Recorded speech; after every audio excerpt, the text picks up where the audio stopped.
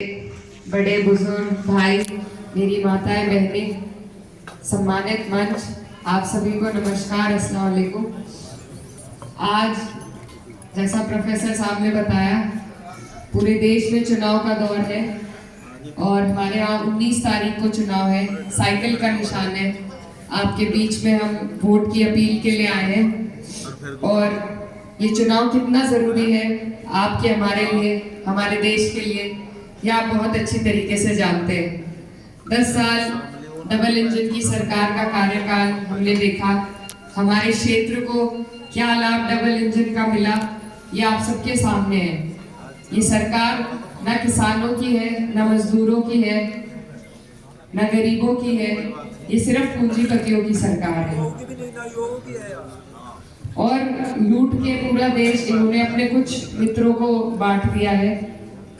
ये जो चुनाव का मौका है, ये 5 साल के बाद हमें मिलता है और चुनाव होता भी हर 5 साल में इसीलिए है कि अगर कोई सही काम ना कर रहा हो तो हम उसे बदल सके। अगर हम उन्हें चुनते रहेंगे बार बार तो फिर उनका दोष नहीं कि वो तानाशाही के रास्ते पर चल रहे हैं। तो इसलिए आपका हमारा फर्ज है, हम जिम्मेदार नागरिक हैं अपने देश के, कि हमें ये जो मौका मिला है इसका हम उपयोग करें और बदलाव करते रहें। तो ये बदलाव का चुनाव है।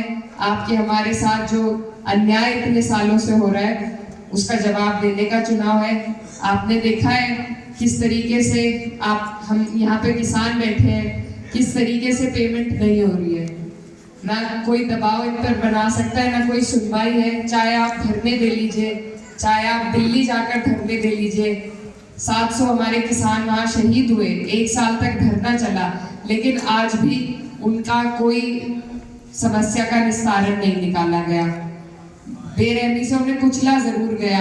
लखीमपुर खीरी में हमारी बहनें किस तरीके से ये सुरक्षा की बात करते हैं, कानून व्यवस्था की बात करते हैं। हाथरस का कांड भी इनके सामने का है। अभी दिल्ली में हमारी महिला पहलवानों के साथ किस तरीके से बदसलूकी हुई, मणिपुर की भी घटना आपके सबके सामने है। तो न ही हमें सुरक्षा देने में कामयाब हुए, न हमारे देश को आगे ले जाने में, न गरीबों के लिए कोई काम करने में, न किसानों के हित के लिए। हमारे यहाँ युवा भाई भी खड़े हैं। पहले ये फौज की भर्ती के लिए तैयारी कर लेते थे, अब वो भी अग्निवीर का बना दिया। और कोई भर्ती निकलती है उससे पहले ही पेपर लीक हो जाता है। फॉर्म भरने के ऊपर ये कई करोड़ रुपए बटोर लेते हैं। तो पैसों की कमी नहीं है इनके पास। इन्होंने 16 लाख करोड़ रुपए अपने उद्योगपति मित्रों का भी माफ किया है, लेकिन किसान का कर्ज माफ करते हुए इनके पास पैसे नहीं बचते हैं। तो इनकी नीयत साफ है, आपके सामने है। 10 साल से हम इनको देख रहे हैं, मौके 2 दे चुके हैं। अब मेरी आप सबसे यही विनती है, निवेदन है कि अब हमें बदलाव करना चाहिए। इसी में हमारे देश की बेहतराई है, इसी में हमारे आने वाली पीढ़ियों की बेहतराई है।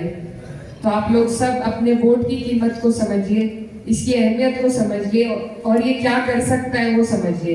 ये देश में सरकार बना भी सकता है और बदल भी सकता है। और इस बार जैसा प्रोफेसर साहब ने भी कहा, ये बहकावा है, ये जो नारेबाजी ये दे रहे हैं जुमले मीडिया के माध्यम से, ये सब बहकावा है। इनकी कहीं सरकार नहीं बन पा रही है। नीचे तो इनका सफाया है, साउथ में तो, और ये हिंदी बेल्ट में हमें बहका रहे हैं मीडिया के माध्यम से। लेकिन धरातल पर जिस तरह का इनका कार्यकाल रहा है, ये देखिए, ये हमेशा सिर्फ प्रधानमंत्री जी के चेहरे पर वोट मांगते हैं, लेकिन इस बार आपके हमारे सोचने की बात है कि हर जगह पर ना तो मोदी जी जाकर काम कर सकते, ना योगी जी कर सकते। तो जो स्थानीय हमारे जनप्रतिनिधि हैं वो योग्य हो, वो आपके हमारे बीच रहते हो, ये भी जरूरी है। और पिछली बार आपने यहाँ से हमारे माननीय सांसद जी को मौका दिया, इस बार मैं आपकी बेटी आपके बीच में वही मौका आपसे मांगने के लिए आई हूँ कि आपने एक मौका उन्हें दे दिया, ये मौका आप मुझे देकर देखें, मुझ पर यकीन जताकर देखें। और मैं आपको विश्वास दिलाना चाहती हूँ कि जैसे आज आपके बीच आई हूँ और पहले भी आई थी, इसी तरह लगातार आपके बीच रहूंगी। आपके सुख दुख में, आपकी परेशानी में आपकी आवाज उठाऊंगी और आपकी स्वाभिमान को कभी चोट नहीं पहुंचने दूंगी।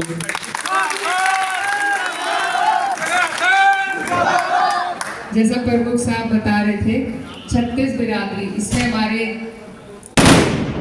राजपूत समाज का जो प्यार और समर्थन हमें मिल रहा है, साथ ही सैनी समाज का प्यार और समर्थन, कश्यप समाज का और हमारे दलित समाज का, यहाँ पर हम जाट बहुल्य गांव में भी मौजूद हैं, तो आपका सबका प्यार जो हमें मिल रहा है।